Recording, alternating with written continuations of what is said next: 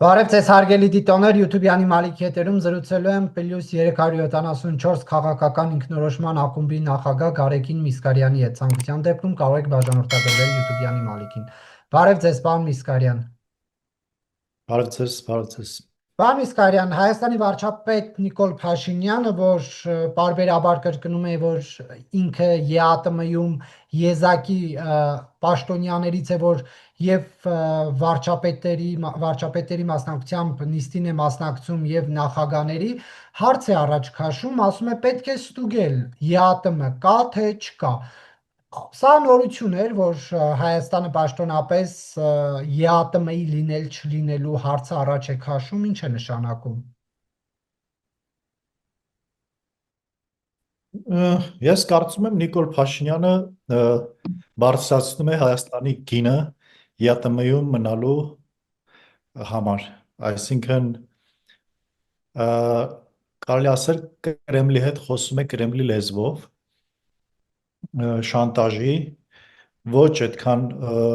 ուղիղ, բայց կարծում եմ սա չասենք շանտաժ,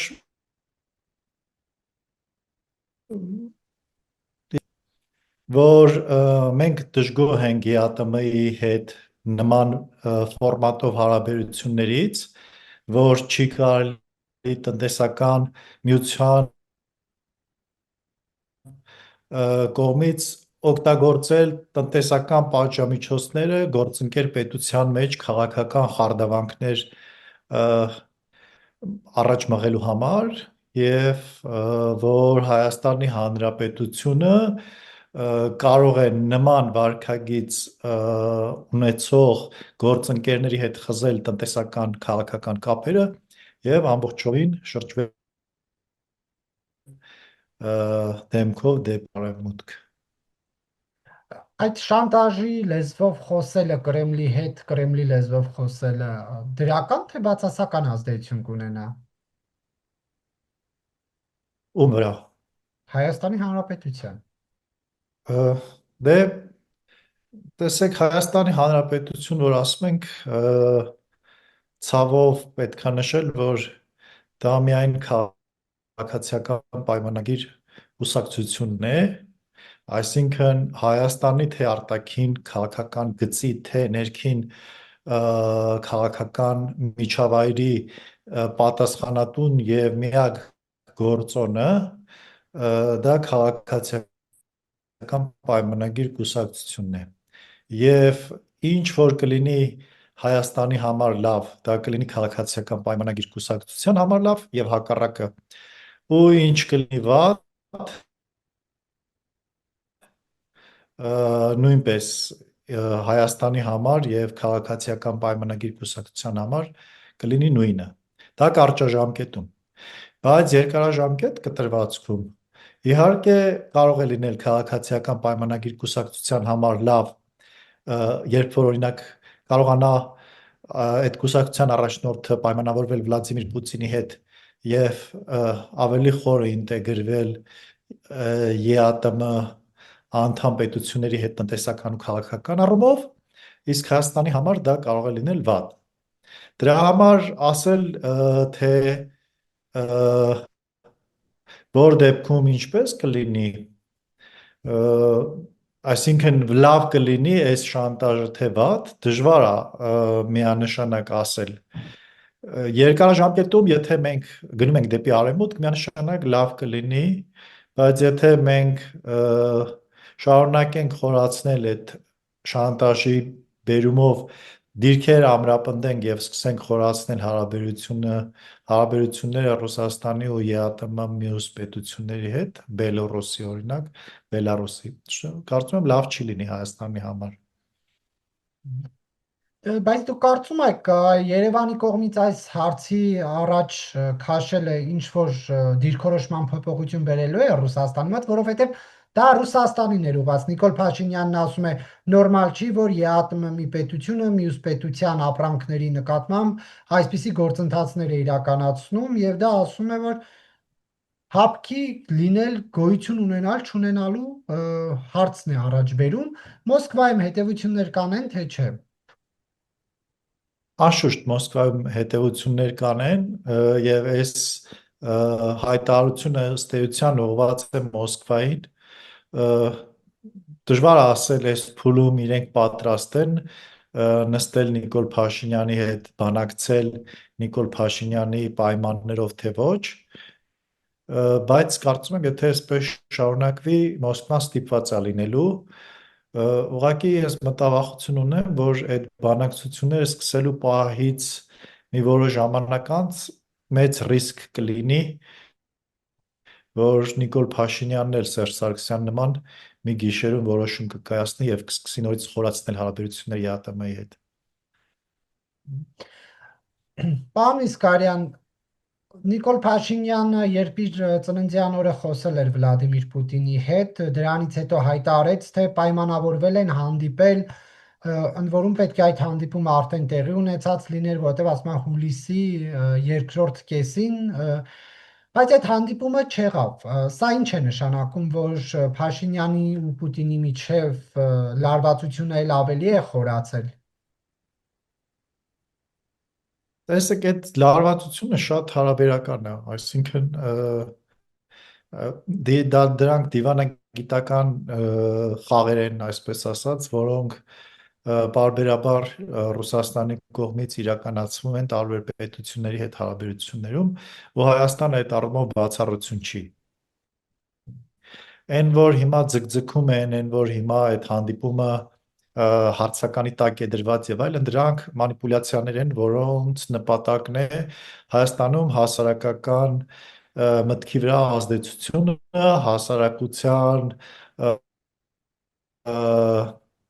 հուսալքությունը հասարակությանը ցույց տալու, որ այ տեսեք Ռուսաստանի հետ մեր հարաբերությունները վատանում են, Նիկոլ Փաշինյանը դրա մեջ մեղավոր է, Կրեմլում կարծում են, որ այդ մարտավարությունը արդյունավետ է եւ հայ ժողովուրդը այն 10-15 տարի առաջվա միամիտ ժողովուրդն է, որ կարող է դրանից վախենալ եւ նորից գրկաբաց ընդունել ռուսներին։ Իրենք հաշվի չեն առնում, որ պատերազմը այնպիսի արհավիրք էր, իրենց կողմից կազմակերպված պատերազմը եւ իրենց կողմից վերահսկվող պատերազմը, այնպիսի արհավիրք էր, որը հայ ժողովրդին դարձրեց անվախ, կարելի ասել, այսինքն այն վախերը, որոնք սրնել էր Կրեմլը տարիներով, տասնամյակներով, ինչու ոչ դարերով, հիմա այլևս չի ազդում, որովհետև ինչ կորցնելու ենք, ըստ էության կորցրել ենք եւ սրանից ավելին պատրաստ չենք, հա, այսինքն գնալ ինչ որ վախերին ընդառաջ եւ զիջել Կրեմլին կամ մերժել Հայաստանի արևմտյան քաղաքակրթության հետ համագործակցությունը վերացական կամ մտածածին ինչ որ վախերի բերումով հայ ժողովուրդը էլ պատրաստ չի իր եւ այս վերջի ընտրությունները ըստ էության դրա մասին էին։ Դե ինչ կլինի հետո դժվար ասել։ Բայց նաև այս վերջին ընտրություններն այն մասին չի, որ 500,000-ից ավելի մարդ չի ուզում Ռուսաստանի ուղղությունը թեքել։ Չէ, ես համաձայն չեմ այդ գնահատականի հետ, ինչու, որովհետև այդ ընտրողների զգալի մասը պարզապես դեմ էին Նիկոլ Փաշինյանին որպես Հայաստանի Հանրապետության ղեկավար տեսնելուն, ոչ թե կողմ էին ռուսական գծին կամ ռուսական կողմից թելադրվող քաղաքականությանը կամ այն քաղաքական ուժերին, որոնք ունեն Ռուսաստանի աջակցությունը։ Դրանք տարբեր բաներ են։ Այո, 500,000 ձայն տրվել է մյուս կողմին, բայց այդ մյուս կողմին տրվել է զգալի թվով մարդկանց կողմից ձայներ, ովքեր ուղղակի Նիկոլ Փաշինյանին են դեմ կամ քաղաքացիական պայմանագիր կուսակցությանը, ոչ թե ուզում են Ռուսաստանի հետ ինտեգրացիա։ Իհարկե, միամտություն է կարծել, որ ընտրելով Սամվել Կարապետյանին հնարավոր է մենք չգնայինք դեպի Ռուսաստան, բայց այդ մարդկանց մոտ ատելությունը Փաշինյանին հանդեպ ավելի մեծ է, քան Հայաստանին հնարավոր Հայաստանի սպառնացող հնարավոր վտանգները այդ քաղաքական ուժի կողմից հաջողության հասնելու պարագայում։ Այդ հնարավոր է այդպես լսել, որ երեք առաջատար ընդդիմադիր ուժերը ասում են, որ Ռուսաստանի հետ պետք է հարաբերությունները խորացնենք եւ գնալ նրան ընտրել զուտ նրա համար, որ Նիկոլ Փաշինյանին դեմ են։ Եվ կողմ Այո, լինելով հնարավոր է, օրինակ եւ Եվրամիությանը։ շատերին եմ ճանաչում, ովքեր ասում են, որ ոչ թե Ռուսաստանի հետ խոր ինտեգրմանը կողմ չեն, բայց այլընտրանք չեն տեսնում Նիկոլ Փաշինյանին, դրա համար ընտրում են այդ երեք ուժերից մեկին։ Եվ պարոն Միսկարյան, այս Փաշինյան-Պուտին կամ Հայաստան-Ռուսաստան խորացող այս հարաբերությունների ճգնաժամի փուլում Անվտանգության խորհրդի քարտուղար Արմեն Գրիգորյանը մասնակցեց Ուկրաինայի վերականգնման նվիրված միջոցառմանը։ Սա ինչ մեսիջ էր Ռուսաստանին, աշխարհին։ Դե սա հերթական մեսիջներ, նոր մեսիջ չի, առայն որ Հայաստանի Հանրապետությունը ընտրել է ժողովրդավարության ուղին եւ Ռուսաստանի կողմից այն ճնշումները, որը իրականացվում է հետ սովետական տարբեր հանրապետություններում ռուսական իշխանության վերականգնման ուղղությամբ մեր քաղաքական գծին դեմ է կամ մեր նպատակներին դեմ են կամ չեն համընկնում մեր շահերի հետ եւ հետեւաբար ռուսական լծից ազատվելու ճանապարհին Ուկրաինան շատ մեծ հաբերության է գնացել, ընդ որում ոչ միայն իրենց ազատագրման, այլ նաև Հայաստանի Հանրապետության ու նաև ոչ միայն Հայաստանի Հանրապետության, այլ Հարավային Կովկասի։ Ուկրաինան այն ճակատն է, որտեղ որոշվում է Հարավային Կովկասի 3 հանրապետությունների, Ուկրաինայի եւ Միջին Ասիայի հարցը եւ տրամաբանական է, որ այս առումով Հայաստանը կանգնած է եղբայրական ուկրաինացի ժողովրդի կողքին։ Մեր եղբայրները ռուս ժողովուրդը չէին, դարավոր ընդ որում։ Մեր եղբայրները փոխվում են։ Դրանից առաջ բյուզանդացիներն էլ են եղել մեր եղբայրները, հռոմեացիներն էլ, Սասանյան Պարսկաստանն էլ, տարբեր են եղել մեր եղբայրները։ Հիմա այս պահին մեր շահերը Ուկրաինայի հետ համընկնում են ավելի շատ եւ Ռուսաստանի հետ հակոտնյա են ավելի շատ, քան այլ հանգամանքներում, այլ պարագաներում։ Հիմա Ռուսաստանի հետ եղբայր ենք եղել, թե չենք եղել, դա պատմական գնահատական է, որ կարելի է տալ, բայց այն, որ հիմա Հայաստանի ինքնիշխանությանը սպառնում է Ռուսաստանը եւ այդ առումով Ուկրաինան մեր հետ եղբայր է, որովհետեւ նույն նպատակն ունենք ազատագրել այդ ցարական լծից, դրանում կասկած չկա։ Պարզապես հիշենք, որ երկու եղբայրներն էլ իրենց հերթին Հայաստանի թշնամուն զենքեր են վաճառել։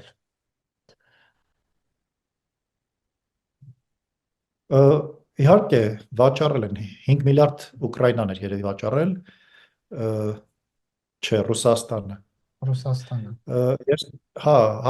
Հայաստանն էլ է զենք վաճառել ինչ որ պետությունների, որը կարա ինչ որ միտեղ օգտագործվի, այսինքն երբ որ ես ասում եմ եղբայր, դա չի նշանակում, որ իրենք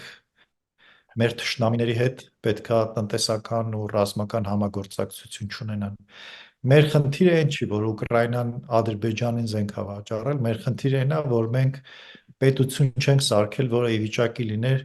Ադրբեջանի նման ոչ այդքան կայացած պետության ու բանակ ունեցող երկրին դիմագրավել։ Բայց դա մեր խնդիրն է, ոչ թե Ուկրաինայի, էլի։ Հա, շատ լավ։ Նիկոլ Փաշինյանի համար ընդամենը ընդունելի չէ, որ Օրդուբաթում արևմտյան Ադրբեջանի մասին, ճակերտավոր ասած արևմտյան Ադրբեջանի մասին միջոցառումներ են անում, վերադարձի կեղծ թեզեր են շրջանառում, այսպիսին պետք է լիներ պաշտոնական Երևանի դիրքորոշումը, թե ոչ։ Ը, Պաշտոնական Երևանի դիրքորոշումը ես պաշտոնական Երևանից առանձնապես մեծ ակնկալիքներ չունեմ։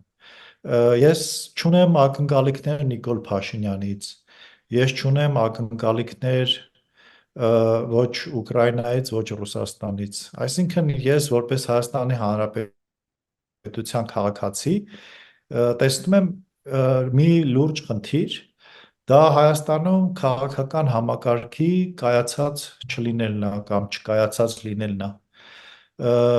Թե ինչ վերաբերմունք կամ ինչ գնահատական կարելի է տալ Նիկոլ Փաշինյանի այս կամ այն հայտարարությանը շատ տարբեր, բայց դրանից էական ոչինչ չի փոխվում, ոչինչ չի փոխվելու, որովհետև այլընտրանք մենք այդպես էլ չենք կարողացել ձևավորել։ Այլընտրանք Նիկոլ Փաշինյանին եւ պրոռուսական ուժերին։ Այն քաղաքական փոքրիկ խմբակները, ինչպես սիրում են ասել Նիկոլ Փաշինյանը եւ նրա հակառակորդները, որոնք հիմա կան որպես ոչ խորհրդարանական ընդդիմություն կամ որոնք Հայաստանի ստեղծման օրվանից այդպես կան ու շարունակում են չաճել, դրա իրենք այն ներուժը, այն գաղափարական առանցքը, այն սկզբունքները չունեն, որը թույլ կտա դառնալ իրապես քաղաքական ուժ եւ այլընտրանք գործող իշխանություններին։ Թե չէ Նիկոլ Փաշինյանը ինչա դիրքավորվում, ոնց է Ալիևի հետ խոսում, դա մեր դժգոհություններից, մեր բողոքներից էական ոչինչ չի փոխվելու, եթե այլընտրանք չկա, էլի ձևավորած։ Լավ, ասենք ինքը մենք ակնկալում ենք, որ Օրդուբադի մասին դրական չի արտահայտվում կամ Ալիևի հետ բանակցություններում հաջողավարում կամ հաջող չի վարում։ Որն է էլի այլընտրանքը։ Այլընտրանքը ռուսական թևն է, որը մեծ հաշվով էլի Նիկոլ Փաշինյանի մեղավորությունն է, որ այս վիճակն է, բայց դրանից մեր տեղը չի թեթևանում, էլի։ Մենք մեղավորներ փնտրելով անընդհատ գալիս ենք նույն խնդրի առաջ ենք կանգնում։ Գոհ եմ ես Նիկոլ Փաշինյանի վարած քաղաքականությունից, ոչ։ Այլընտրանք է ինձ համար ռուսական գծի մեջ քաղաքական ուժերը, ոչ։ Քաղաքական են փոքր միավորները, որոնք ընտրություններին մասնակցում էին, ռեսուրս, ներուժ, գաղափարական հենք, բավարար ունեն, որպիսի դառնան այլընտրանք Նիկոլ Փաշինյանի եւ նրանց ոչ։ Հետևաբար խնդիրը այն չի, թե ով ինչ է հայտարարել, խնդիրն է նա, թե ոնց ենք անելու, որ այս իրավիճակը հաղթահարենք։ Թե չէ Ով Նիկոլ է Փաշինյանը ձեզ այսօր խանգարում, ինչպես ով է ձեզ խանգարում այլընտրանք ձևավորել, որ ասում եք այլընտրանք չկա, մի կողմում Փաշինյանն է, մի կողմում ռուսական ուժերը, թող ձևավորեն, ուր են այդ ձեր ձևավորել։ հարցը էլի մեղավորներ փնտրելու մասին է, ով է մեզ խանգարել, ես ասացի ով է խանգարել Նիկոլ Փաշինյանը։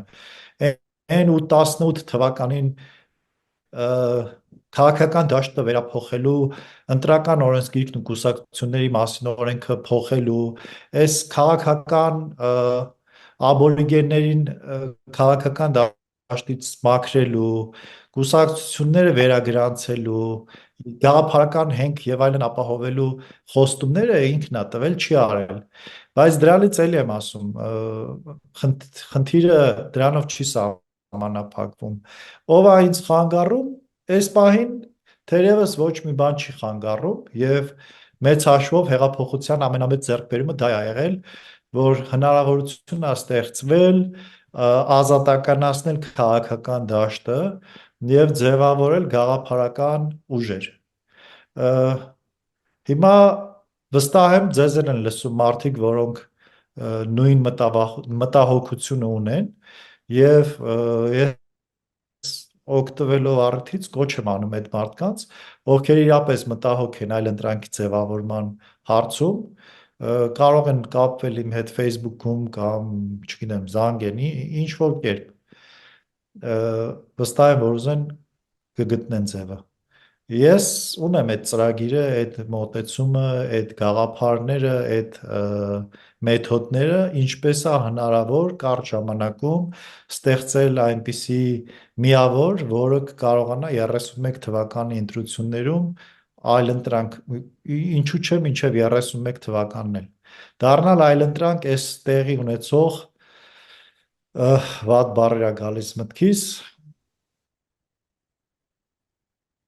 վատ իրավիճակին, այսպես ասեմ։ Բայց մի քիչ ձեր ասածը նման չի նրան, որ մասնակցեմ վազքի մրցույթի, բայց բոլոր մրցակիցներին հանեք, որ ես ոնց կարողանամ վազեմ, քանի օրում կարողանամ վազնեմ, հասնեմ ֆինիշին, որտեղ մրցապայքար է, կարողացեք այնպիսի ծրագրեր, գաղափարներ առաջարկեք, հա, սա միայն ձեզ ուղղված չի, բոլոր նրանց, ովքեր ասում են, որ դե Ծառուկյանին հանեն, որովհետև ինքը փողատեր է, ռեսուրս ունի, Սամվել Կարապետյանին չթողան, որովհետև Ռուսաստանից ա եկե, Կրեմլն է ուղարկե եւ այլն, այն մեկը, այն մեկը, այն մեկը, այն մեկը, բայց եթե իրանք իրապես ոնց ներկայացվում են վատներն է, թող դեն մյուսները նենց լավ ծրագրեր ներկայացնեն, որ ժողովուրդը գնա իրենց հետևից։ Պարտադիր է նրանց հանել, տանել քաղաքական դաշտից, որ նոր ուժեր ձևավորվեն։ Նախ ես որ խոսում եի, ես խոսում եի 18 թվականի մասին, այո, այդ ժամանակ պետք էր դա անել, որպեսզի նույն դաշտում չես կարող համ ամեն ինչ ցանել, հա, այսինքն համ մոլախոտ աճացնել, համ մշակաբույսեր աճացնել ու ասել, դե կարում ես մշակաբույս ջան, դու աճի, բա մոլախոտ նրա համար ա, որ խեղդի քեզ, դե դու էլ պետքա ուժեղ լիներ,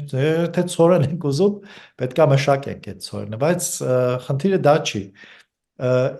Հիմա ես ոչ մեկին չեմ ասում, ինչ որ մեկին պետքա հանել կամ պետք չի հանել, որովհետև այդ ռուսական ազդեցության կապիտալը Հայաստանում դեռ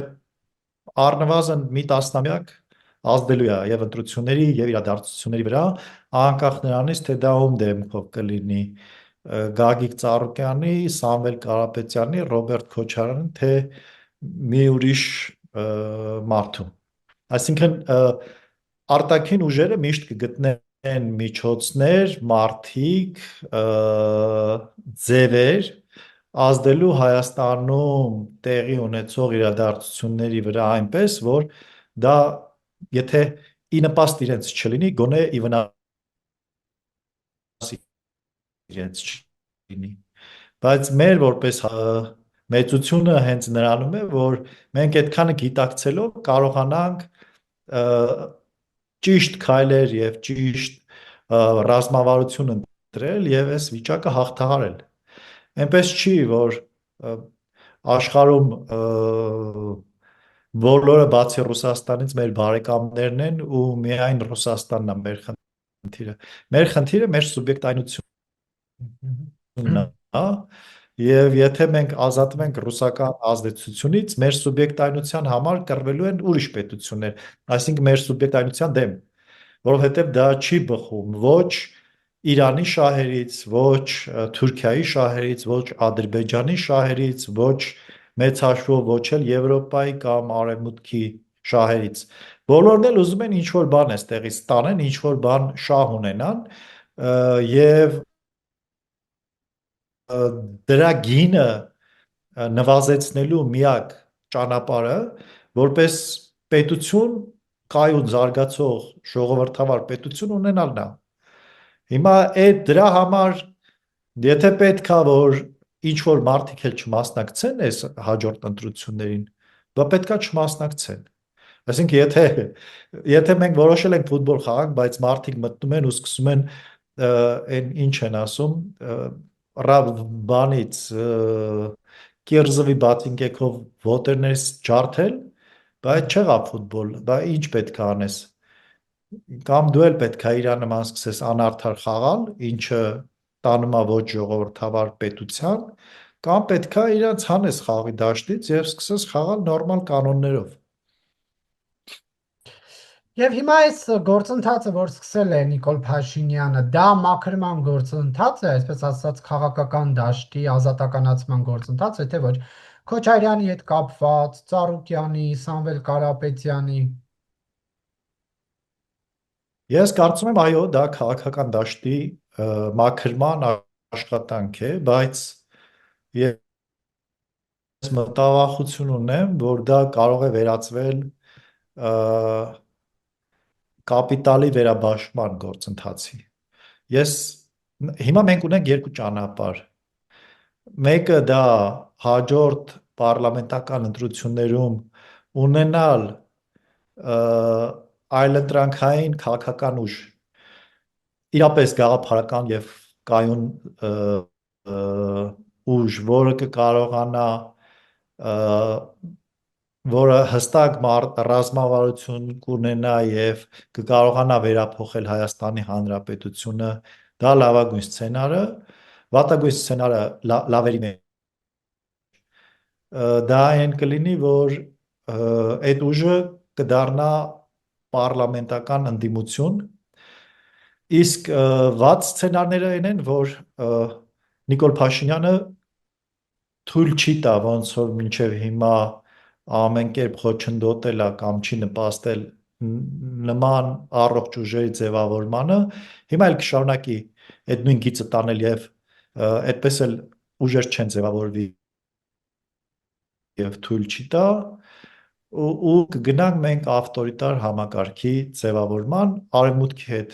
սերտ հարաբերությունների մեջ, ինչպես Ադրբեջանը, բայց կունենանք երկրի ղեկավար, որը մի 30 տարի էլ կկառավարի այս պետությունը, հետո ինքը ինչ կլինի, պետությունը ինչ կլինի, արդեն այլ հարց է։ Այսինքն դուք որ ասում եք կարող է վերածվել կապիտալի վերաբաշխման ծրագրի, հա, այսինքն ինչ անեն, Շանգրիլան վերցնեն, ԿՊԱ մերձին տան, մուլտի վելնեսը վերցնեն, մեկ այլ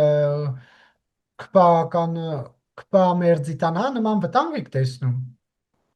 ԿՊՀ-մերձը դա կարա հիմա չլինի, բայց այն բիզնեսմենը, որ վերցրեց այդ բիզնեսը, ինքը անկախ իրանից դառնալու է ԿՊԱ մերձ եւ սկսելու է նվիրատվություններ անել, օրինակ, չգիտեմ, ինչ որ հիմնադրամների, ոնց որ նախկինում էր արվում Տարոն Մարգարյանի եւ այլ պատմություններ կար, եթե հիշում եք։ Այսինքն դա տեղի է ունենալու բոլոր դեպքերում։ Այլ հարց է, թե դա ինչքանով կազդի մյուս ընտրություններին ընթരാճ այլ ընտրանքային ուժերի ձևավորման հարցում, որովհետև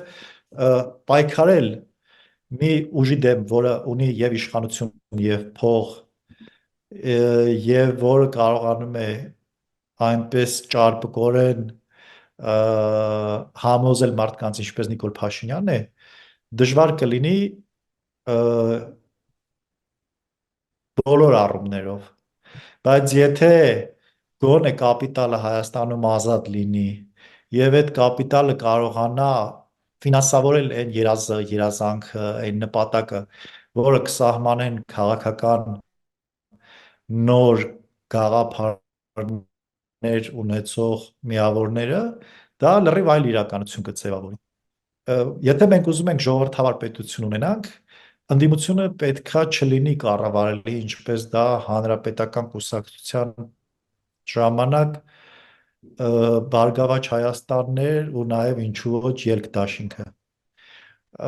Մենք պետքա այլ ճանապարհով գնանք, բայց դա շատ ուղիղ կապված է մի կողմից գործող իշխանությունների հետ, մյուս կողմից, եթե նույնիսկ գործող իշխանություններն էլ խոչընդոտեն, բայց հասարակության մեջ առողջ մտածող